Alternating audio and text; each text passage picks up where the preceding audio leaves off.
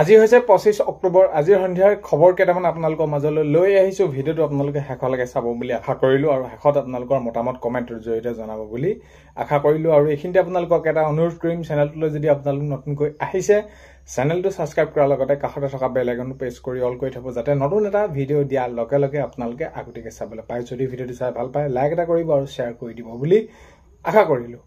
প্ৰথমটো খবৰ হৈছে মুক্তি পূৰ্বে অভিলেখ হয়। মুক্তি পূৰ্বে বহুত বেছি অভিলেখ আৰু সেইখিনি ক্ষেত্ৰত ৰৈ ৰৈ বিনালে বুক মাই শ্ব' যি টিকেট তেনেদৰে সেইখিনি তো এতিয়া একদম হাউচফুল হৈ গৈছে। এতিয়া গুৱাহাটী ছবিগৃহত সকলোতে হাউচফুল। এতিয়া গুৱাহাটীতে বুলি নহয় সমগ্ৰ অসমতে ছবিগৃহত এতিয়া হাউচফুল হৈ পৰিছে, যিহেতু এতিয়া মুক্তি পাবলৈ বহুত বেছি দিন নাই। এতিয়া কথাটো হ'ল কি, ৰৈ ৰৈ বিনালে আমি সকলোৱে চাব লাগিব, যিহেতু জুবিন দাৰ এখন সকলোৱে মৰমৰ এইখিনি ছবিখন বহুত আগ্ৰহে এইখিনি ক্ষেত্ৰত তেওঁ কামখিনি কৰি আছিলে। তো এতিয়া আমাৰ মাজত যিহেতু নাই, এতিয়া কথা হ'ল কি, ছবিখন যিহেতু আমি সকলোৱে চাম, এতিয়া এনেকুৱা ধৰণৰ হৈ গৈছে যে টিকেটৰ পৰাই হেতাৰৰ পৰা নিচিনা হৈ পৰিছে। হয়, মুক্তি পূৰ্বে অভিলেখ ৰৈ ৰৈ বিনালে। তো দেখা যাওক কেনেকুৱা ধৰণৰ কি হয়, সকলোখিনি ভালে ভালে হৈ যাওক। আৰু এই যি ৰৈ ৰৈ বিনালে সকলোৱে আহক চাবলৈ, আমি আৰু বহুত বেছি দিন নাই, সকলোৱে চাব লাগিব। বাৰু যি কি নহওক, নেক্সটটো খবৰ পেলাই আহিছোঁ। নেক্সটটো খবৰ হৈছে যে চালাকাটি নাদানগুৰি পাহাৰত আৰক্ষীৰ সৈতে সংঘৰ্ষ মাওবাদী। তো মাওবাদীৰ সৈতে সেইখিনি আৰক্ষীৰ সৈতে মাওবাদী সংঘৰ্ষ হ'ল আৰু এজন নিহত হৈছে মাওবাদী। তো সেইজন তেনেদৰে সেইখিনি নিহত হ'ল বুলি তেনেদৰে খবৰবিলাক আহিছে। হয়, চালাকাটি নাদানগুৰি পাহাৰত আৰক্ষীৰ সৈতে সংঘৰ্ষ মাওবাদী আৰু এজন নিহত মাওবাদী এজন নিহত হৈছে। নেক্সটটো খবৰলৈ আহিছোঁ। নেক্সটটো হৈছে যে হেঙেৰাবাৰী সৃষ্টি নিচামুক্তি কেন্দ্ৰত উত্তপ্ত পৰিস্থিতি। তো গুৱাহাটী হেঙেৰাবাৰী যি সৃষ্টি নিচামুক্তি কেন্দ্ৰ আছে, তাত এটা উত্তপ্ত পৰিস্থিতি হৈছে। সেইখিনি আপোনালোকে গমে পায় কেনেকুৱা ধৰণৰ কি হৈছে। তো সেইখিনি জনাইছে যে তাত অলপমান ধৰি লওক সৃষ্টি যি তেনেদৰে সেইখিনি আছে, তো তাত তেনেকুৱা ধৰণৰ এটা উত্তপ্ত পৰিস্থিতি হৈছে। নেক্সটটো হৈছে যোৰাবাটৰ অনিয়া এডিশ্যনত।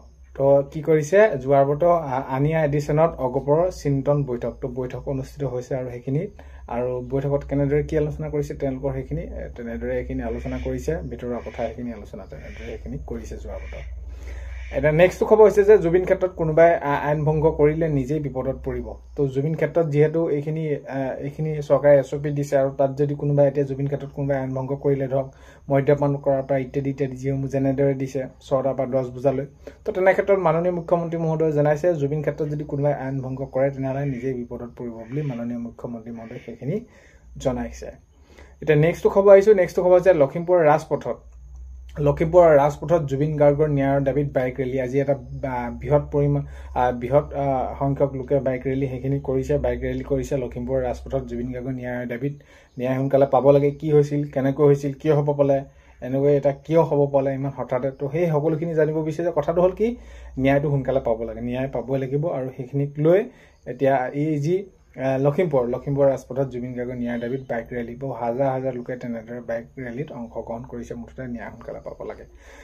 নেক্সটটো খবৰ হৈছে যে উচ্ছেদক লৈ মেধা পাটাকাৰে যদি উচ্ছেদ হ'ব নালাগে বুলি কয়, মাননীয় মুখ্যমন্ত্ৰী মহোদয়ে জনাইছে মেধা পাটাকাৰে যদি উচ্ছেদ হ'ব নালাগে বুলি কয় তেনেহ'লে মই আৰু 2টা ঘৰ বেছিকৈহে ভাঙিম। তো তেনেদৰে আজি মাননীয় মুখ্যমন্ত্ৰী মহোদয়ে জনাইছে। তো উচ্ছেদক কথাবিলাকতো আপোনালোকে গমে পাইছে, উচ্ছেদ চলিব। চৰকাৰী যদি কোনোবা মাটি তেনেদৰে আছেহি তেওঁলোকে সেইখিনি, তো তাততো উচ্ছেদ চলিব, সেইখিনি মাননীয় মুখ্যমন্ত্ৰী মহোদয়ে তেনেদৰে জনাইছে। তো আজি জনাইছে যে মেধা পাটাকাৰে উচ্ছেদ হ'ব নালাগে বুলি ক'লে মই আৰু 2টা ঘৰ বেছিকৈ ভাঙিম, তেনেদৰে মাননীয় মুখ্যমন্ত্ৰী মহোদয়ে জনাইছে। চ' আজি এইখিনিয়ে আছিলে, আপোনালোকক জনালোঁ খবৰটো। আপোনালোকে শেষলৈকে চাই থকাৰ বাবে বহুতেই বেছি ধন্যবাদ। ভিডিঅ' প্ৰথমতে কোৱাৰ দৰে নতুনকৈ অহা চেনেলটো ছাবস্ক্ৰাইব কৰি ৰাখিব। তো অন্য এটা ভিডিঅ'তে লগ পোৱাৰ আজিলৈ